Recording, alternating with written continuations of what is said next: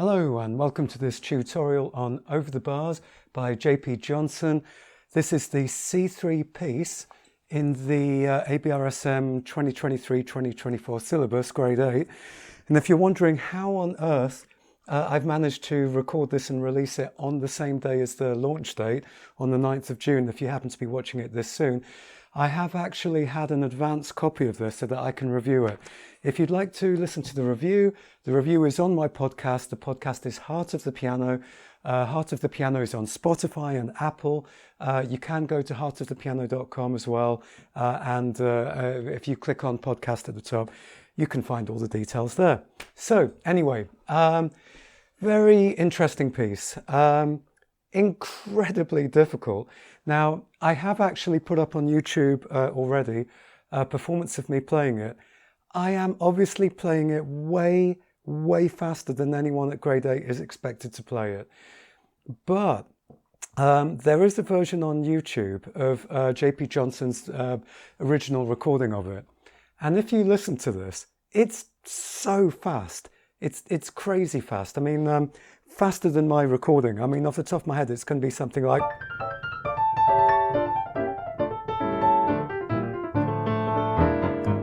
And then it goes like a bat out of hell.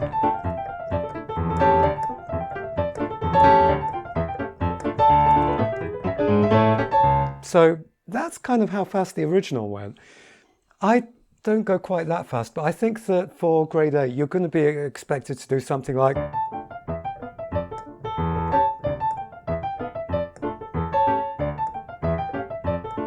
And I actually find it slower now.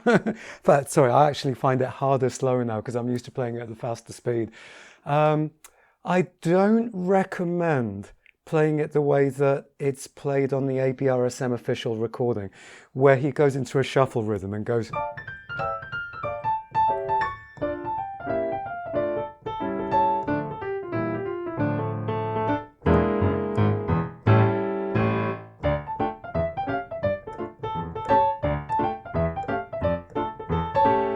I mean, I suppose you can if you want.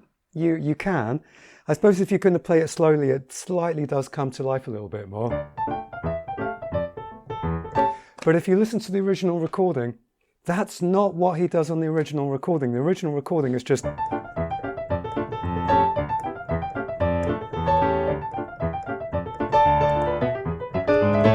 That's how he plays it. Admittedly, in the very first bar, he does go... but then immediately goes straight. So it goes... and then there's no more shuffle rhythm at all. So, this left hand, that's going to be basically what everyone wants to know. How on earth do you do this?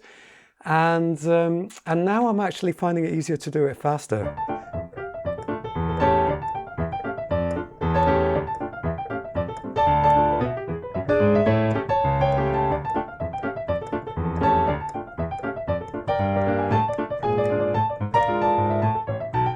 So that's just in case anyone thinks I'm cheating on my performance and speeding up or something.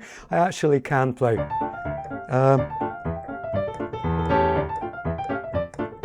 But I have to admit that, I mean, I've spent a few days learning it, and then I tried recording it, and it's incredibly difficult to play this accurately under pressure.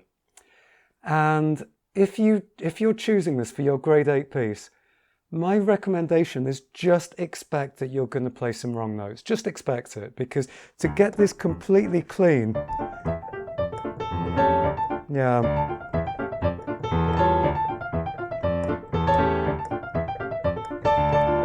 I mean, I can, but when I'm recording it and under pressure, it's incredibly difficult to keep it that clean.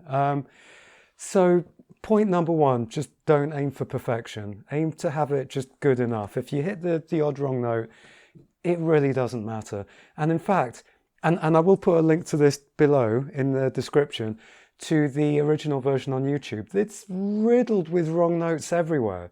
That's just kind of the style of it. Now, if you want to get closer to actually being as accurate as you can be without getting neurotic about it, and don't get neurotic about it. So there's several things that you can do. In fact, there's so many things you can do. I'm just going to name some of them. There are some quite good notes in the teaching notes, which I don't think is just for the teachers, it's for anyone. This is actually pretty good this year. And there's some good advice there on what to do. But here are my tips for how to have a really good stride left hand. Point number one, this is a mistake that a lot of my students do when they move about in general. Whenever they have to move their hand, they will move something like this.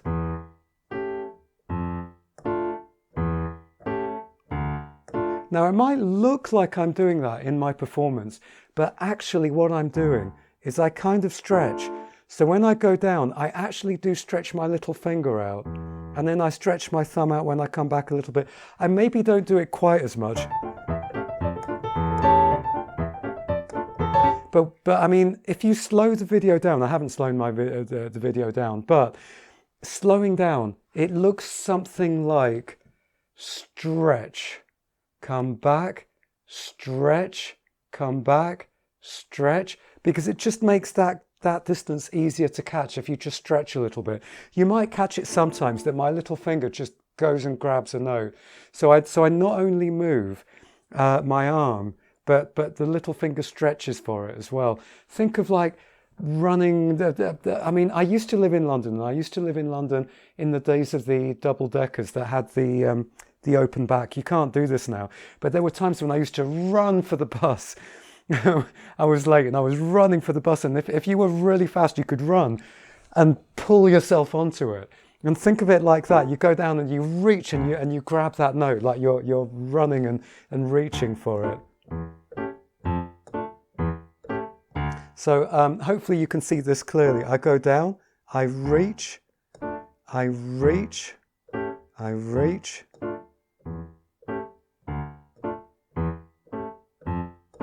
And it's better than just doing this and going all the way down like this. That feels like so much extra effort to me to do that. Yeah, I'm definitely reaching with my little finger.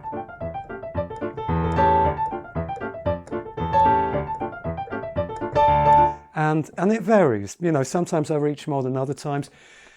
I find that really, really helpful. And you want to just do this in general, every single thing that you're playing, all the time. You're always reaching for stuff. Some of my students just get so lazy. They never want to even do this. They never want to stretch their hands open. So the next thing that I recommend, most people really want to hug the keys. They want to stay very close to the keys and move very horizontally. So they move very horizontally like this. But if you think about it, and this is going to feel maybe completely counterintuitive to some of you, if you come up like this, it's actually a lot less effort. Because if you experiment, go sideways, if you go sideways, you've got to suddenly stop. It's like you have to, it's like you speed up and you slam the brakes on when you get to where you want to be, which takes so much muscular effort in your arm. Whereas if you come up and you form an arc, think about if you're chucking some scrumpled up paper in the bin in the far distance of the room. From the moment it leaves your hand, you're kind of going to know if it's going to land in the bin or not. It has a trajectory. And it's like this, like you want to leave the key knowing that you're going to reach the note. But the good thing about it is, if you come up and go, oh, it's not the right trajectory, you've got a little bit of time to fine tune it before you come back down. Let me try it with the right hand.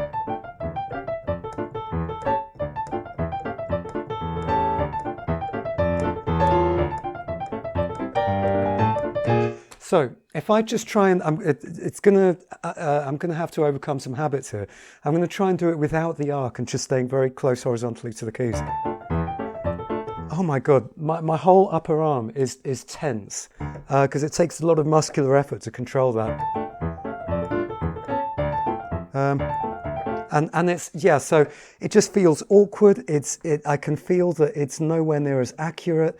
It feels tense and unnecessarily stressful, whereas this,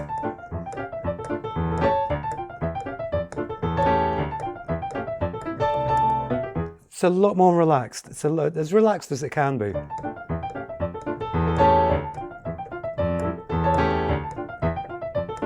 So, I mean, that's exaggerating a bit. You want to find what's comfortable with a little bit of an arc. That's me having a comfortable arc.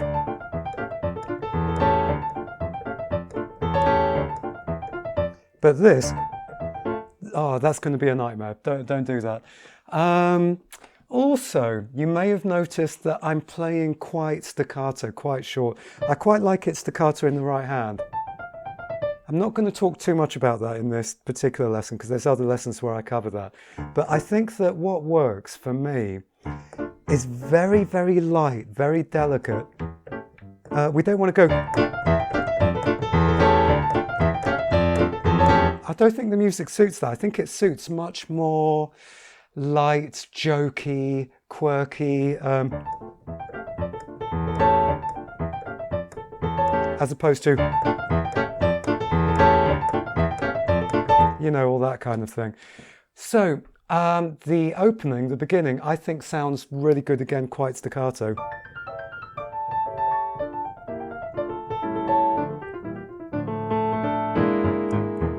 This, quite staccato, quite short, very little pedal anywhere in the whole thing. I do have dabs of pedal. You might have noticed that I do something like,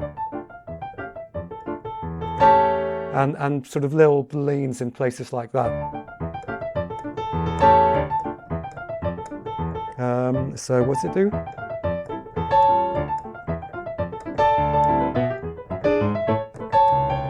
And this style of music does just kind of suit these sudden accents in places.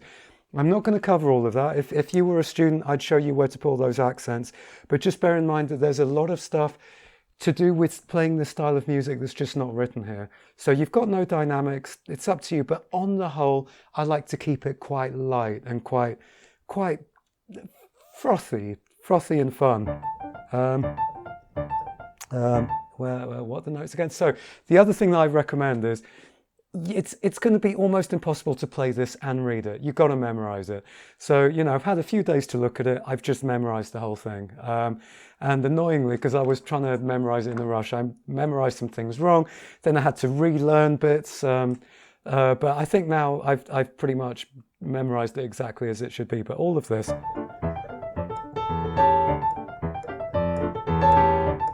Yeah, it's all memorized. There's none of this that I'm reading from the score. It's way too difficult. It has to all be memorized.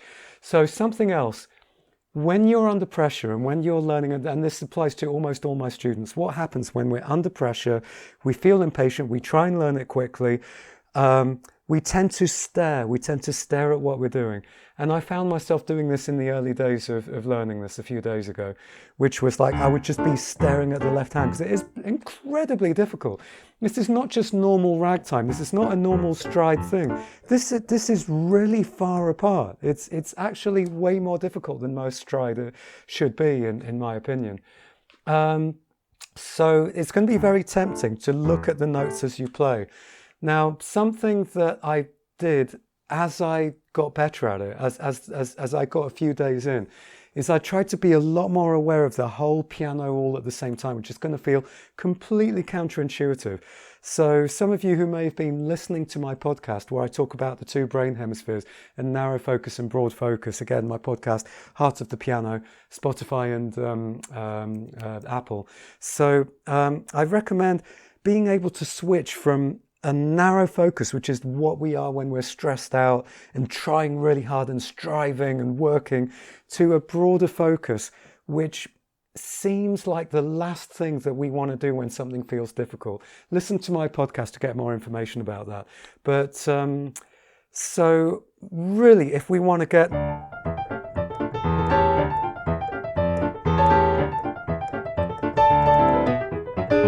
That's reasonably accurate, and it's incredibly hard to get it that accurate. Trust me, it is hard to get it that accurate. And even right up until a couple of days ago, I thought that the only way to get it that accurate with the amount of work I'd done with it was to really stare at my left hand. It doesn't work. It doesn't work. What works, and what I was doing there when it was all really accurate, was being aware of the whole piano, how my body feels, how my arms feel. And so one of the best tips that I can give you to be good at this stride piano is be as aware as you can of all the sensations of your arm, your hands, your fingers. I'm always nagging my students about this. Again, it's in my podcast. There's this word I use over and over and over again, which is called interoception. It's the opposite of exteroception. So interoception is being aware of how the inside of your body feels. And I was still finding this quite tricky, and I've got quite good interoception in my hand, my fingers, but I realized that I wasn't really fully aware of how my upper arm and my elbow was feeling. And I found that when I was aware of all of this, the sensation, so it's not thinking about it, thinking about your body and directly feeling the physical sensations in the body are different things. One is like mental labeling. One is like you put words to it, and it's like you are a puppet master and your body is the puppet. And that is not what we want. We want to be inside our body, inside, feeling it directly and experiencing it in very subtle, nuanced ways that you couldn't possibly label. So when I'm playing this,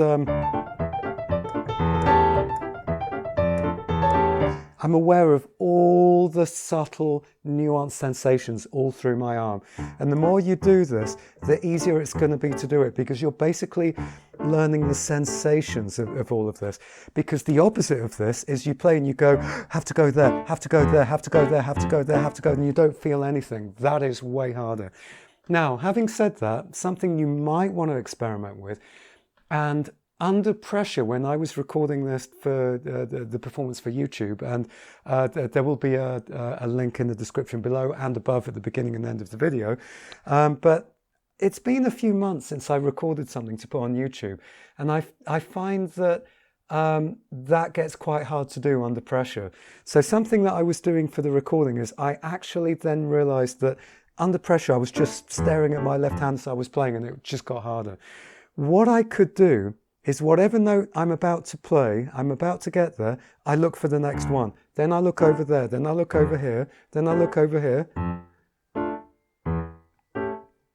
Which is better than just here, here, here, here, here. That is not going to work for you at all under pressure. That will crumble. And in fact, that's for everything. That's for playing everything. So I found that my eyes could, and don't do this with your head, just do this with very, very small motions of your eyes. So it's like here, here, here, here, here. I'm doing it with my head, but I can, so let's see if I can just do that with my eyes now.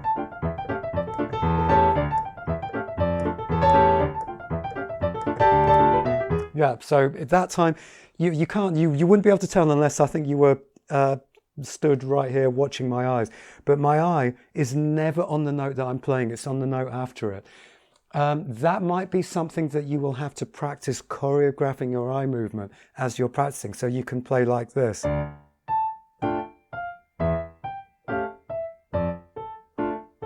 And you can practice that, except don't move your head, but you can practice with the eyes. Personally, I think it's better to just be aware of the whole piano and be really aware of how your right hand feels as well. Listen to the right hand. Because otherwise, if you're not listening to your right hand and you're not feeling your right hand, you're probably just going to end up with something that sounds like this. Because that's what tends to happen when we fixate on one hand. That hand becomes really loud.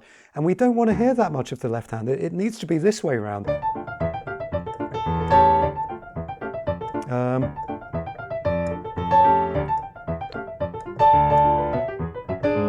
And trust me, like for most of you, really, really bringing the right hand down, bringing this melody out with the left hand really in the background is just going to be so counterintuitive to most people, because this is so difficult. It's so difficult, so people are going to stare at it, and when you stare at it, it's like the right hand doesn't exist anymore, then you don't hear it anymore. This is, again, is one of the major criticisms I have of a lot of amateurs who play Chopin, which is just, it's just all left hand, because the left hand's the thing that's moving about.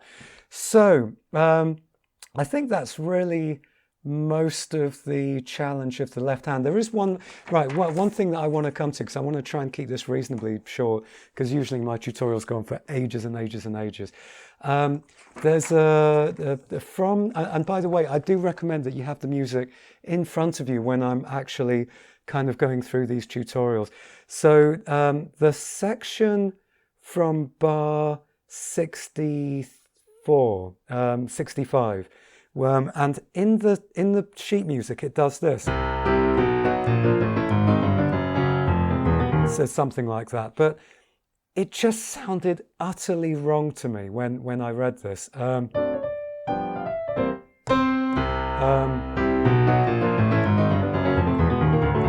It just sounded very clunky and not like the kind of thing that you'd expect in ragtime.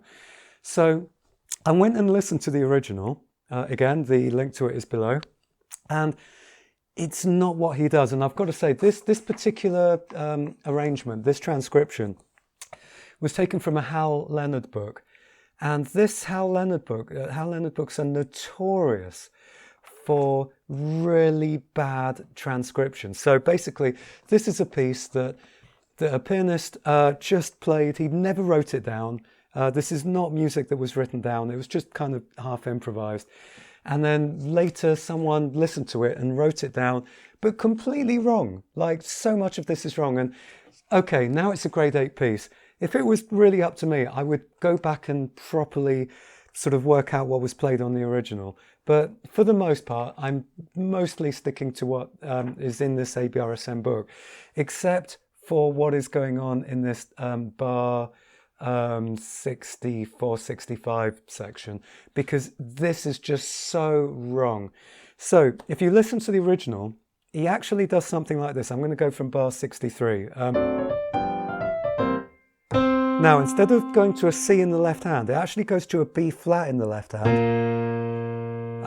And then what I've done, instead of doing a second inversion chord in my right hand, I'm sticking with a root position.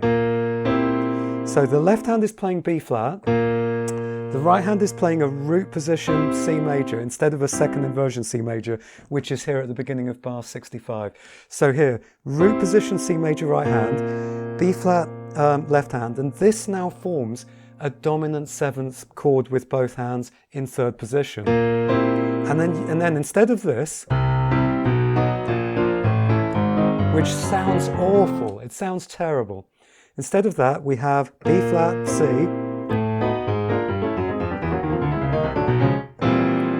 it sounds so much better, especially when it's fast. So my version, well, the original version-ish, because I mean, I also tried to keep it as similar as possible to this version in this ABRSM book, but I know it's cheating. I know really, I guess I shouldn't do it, but it just annoys me so much because it's so wrong compared to what was done on the original that I would personally take the risk and play something that isn't in the book because it just sounds so much better. And think of it like Baroque music, because in Baroque music, you're expected to improvise. There are performance kinds of standards that you're allowed to do because it's, authenticity. The authenticity in Baroque music's a huge thing. Well, this is authenticity in this music. I went and listened to it and went, that is nowhere near what he did. So anyway, yeah, when it's sped up,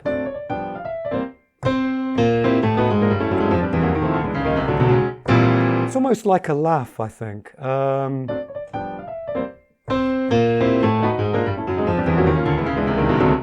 Yeah, under pressure, that's not so good. I can normally play that.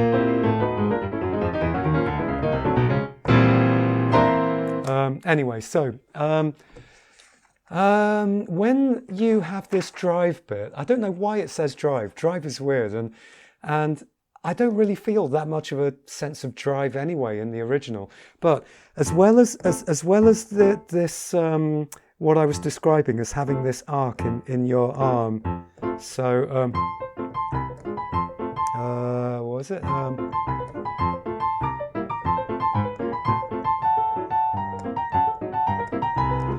I recommend as well that you get used to doing this. So we've got 3 different axes that our hands can move in. There's that, there's rotating, and then there's this.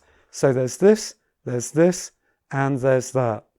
And we want some of this in some of these chords that we go to. So here, I happen to use 3, 2, and 1. You could use 5, 3, and 1, but here I prefer 3, 2, and 1 for a reason I'll come to. Well, it's just less. It's less distance to move. So to move to the 3 is less distance than if I jump all the way to the 5. The 3 is easier, but I need to make this motion with my wrist to get there comfortably. And then for most of these, here I need to come over the keys, and I just keep adjusting the angle of my wrist. By angle, I mean the lateral angle. So this one, I use 3, 2, 1, and then that needs quite a sharp lateral shift to the left.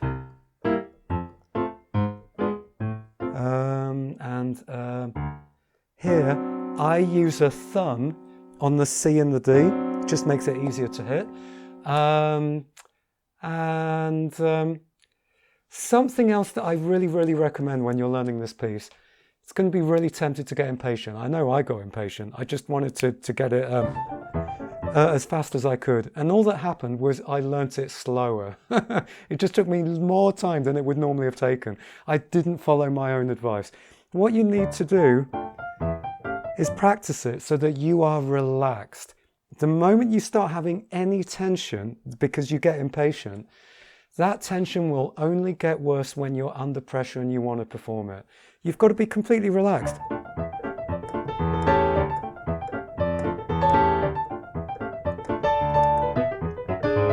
Wow, note perfect, absolutely note perfect, because I'm relaxed. The moment I get tense, when I was a little bit tense when I was like, I was trying to put it on YouTube. Okay, it's still note perfect, but it's a lot harder. It just feels so much harder. And if I was performing under pressure, all that tension just suddenly magnifies and you're going to have just wrong notes everywhere. It really is worth just being patient, feeling how everything feels, and making sure you feel completely relaxed, because the more relaxed you are, the more accurate you're going to be able to be under pressure. So just take your time learning this thing. It is really difficult.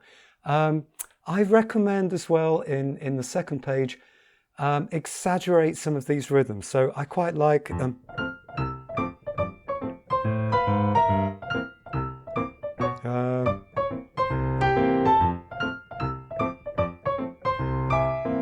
put a bit of rubato in there. Now if you listen to the original, these triplets are kind of rushed, and I like that. I'm going to have to stop this video and then carry it on again. So I'll be back in 1 second. Okay, and so I'm back now. So yeah, it might sound a bit extreme when it's this slow. If it was this slow, you don't exaggerate it this much.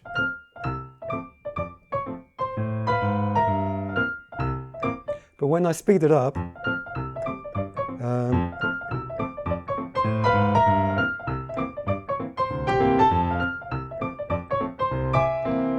nice rubato, and I do like on the original that it goes.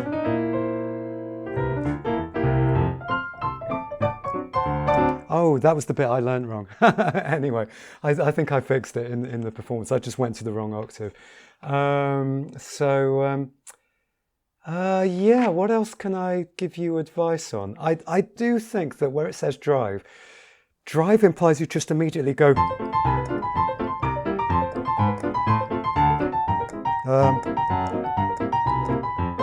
So, if I'm completely honest, the reason why I don't do that, I mean, actually, that time wasn't that bad, but the reason why I don't do it is it's really hard, and it's just easier to go and gradually build up.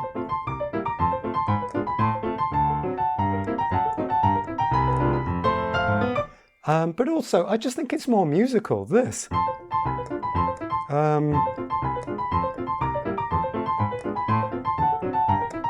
It's just not very musical, and I quite like the tension and release.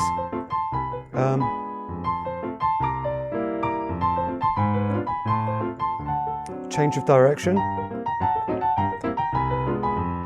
You know, I just quite like bringing the music out. Now, you might think that if you have small hands, you can't play this.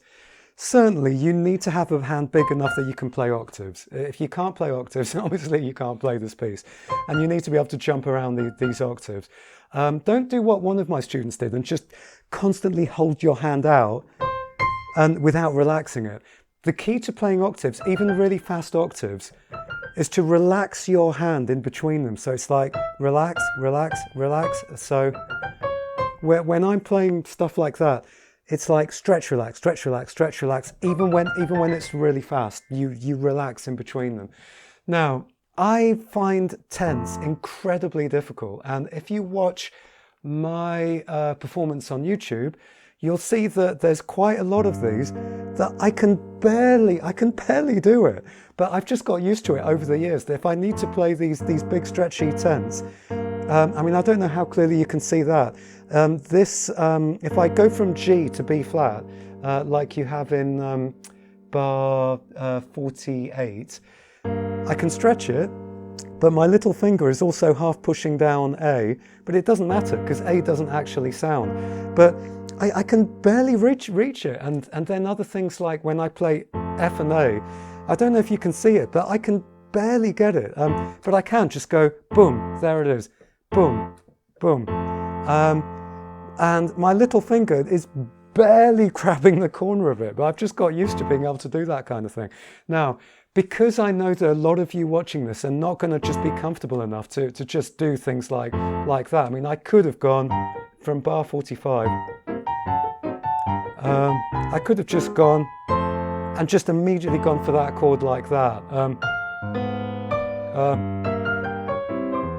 Yeah, I can't stretch that. E to G sharp, it's like, are they mad? There's no way I can stretch E to G sharp. That's the last note in bar 48. There's no way in a million years I can stretch that. So what I've done on my performance is I kind of jump a lot of these. Now, when I play it, I kind of jump and just hold on to the previous note, but you don't have to. You could actually play like this. I'm going to go from bar 45 and slow it down. Now here, you could do this. Catch it in the pedal, catch this in the pedal, catch this in the pedal, catch this in the pedal, and then here, catch this in the pedal, catch this in the pedal, catch in the pedal, catch in the pedal, whatever the notes were, catch in the pedal, catch in the pedal, catch in the pedal. So you don't actually have to stretch these tenths. You can just jump and catch the bottom of it in the pedal. You don't have to stretch them at all. But if you can do it the way that I did it and just you know, have my thumb is just on the corner of this key and my little finger is just on the corner of that. Over time, you should just find that you can just get those. It's a very useful skill to be able to do that if you have small hands. I have small hands. I play a lot of Rachmaninoff, and a lot of Rachmaninoff for me is like, oh, I just about get the corner of this one and just get the corner of that. And sometimes I've then got to do weird contortions with my fingers to get another note. But I make it happen and it sounds good. It sounds fine, you know. Yeah, I think that there should be as little pedal in this as possible. It sounds really good dry. And, you know, just think about watching an old black and white film with loads and loads of character. So when I play the beginning, I imagine a crackly LP, an old gramophone recording, loads of crackle. You know, I'm imagining old black and white footage with everyone moving really jerkily and lots of character. Whatever it is.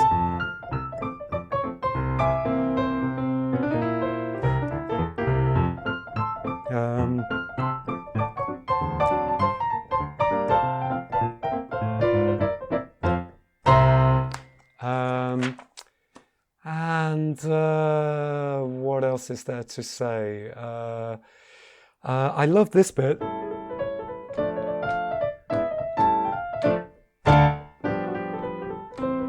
I recommend lifting up your fingers quite high in your right hand and exaggerate these rhythms. So really double dot it. If I slow it down,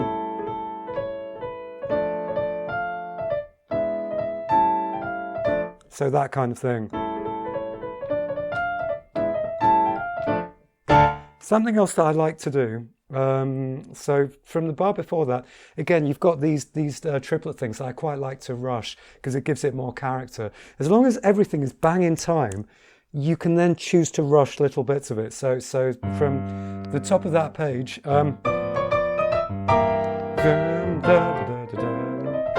so I'm still landing on the beat at the right time. So I do this, and then wait, and then rush that bit. So let me go from the beginning of that line.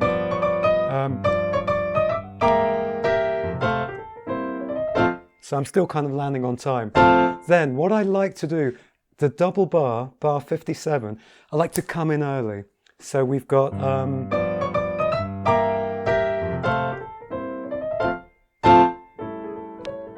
Now, I don't know if you could tell, but I came in early, but sometimes it's subtle, sometimes it's not so subtle, but I like to come in a little bit early. Again, early. Okay, too early that time, but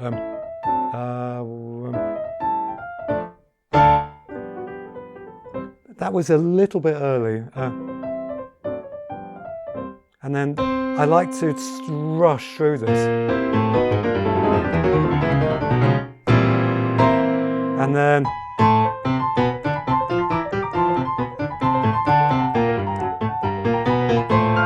so something that'll probably help you with that. You don't have to use your wrist for this, but you might want to practice an experiment doing this.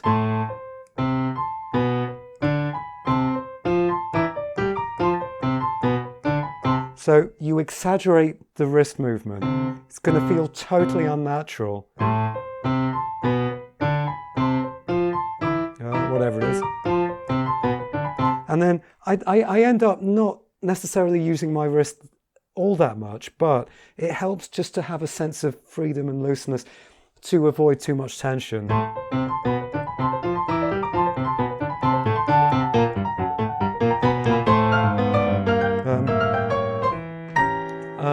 So yes, it doesn't tell you to do that. Again, going back to bar, yeah, if we do bar 49B, which is also the same as where I just got to, which is bar, where are we at? Bar 77. So when I get to bar 49B, that's way too difficult for me to just hit. It's way too big a stretch. So if I go from bar 47,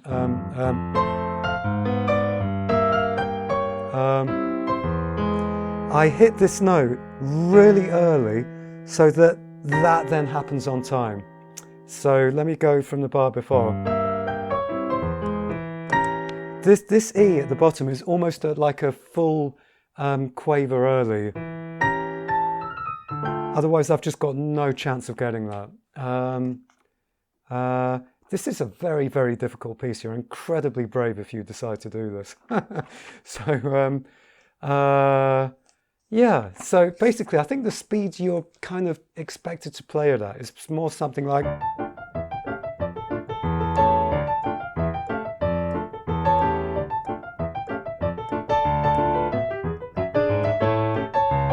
I think that's about the speed that the official ABRSM guy plays it at. Yeah, I mean, but, you know, to be honest, I really like...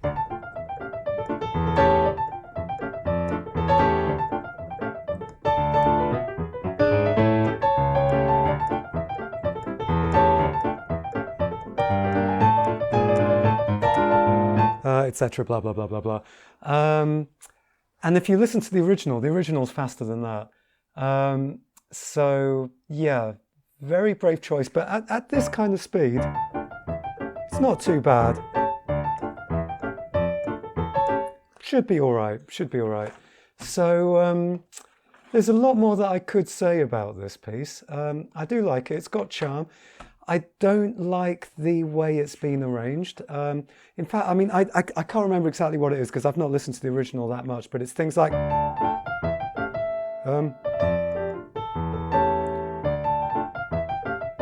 there's little twiddly, you know, bits in there that I really prefer. If you wanted to be really diligent, you could actually listen to the original and put in some of the things that JP Johnson originally played.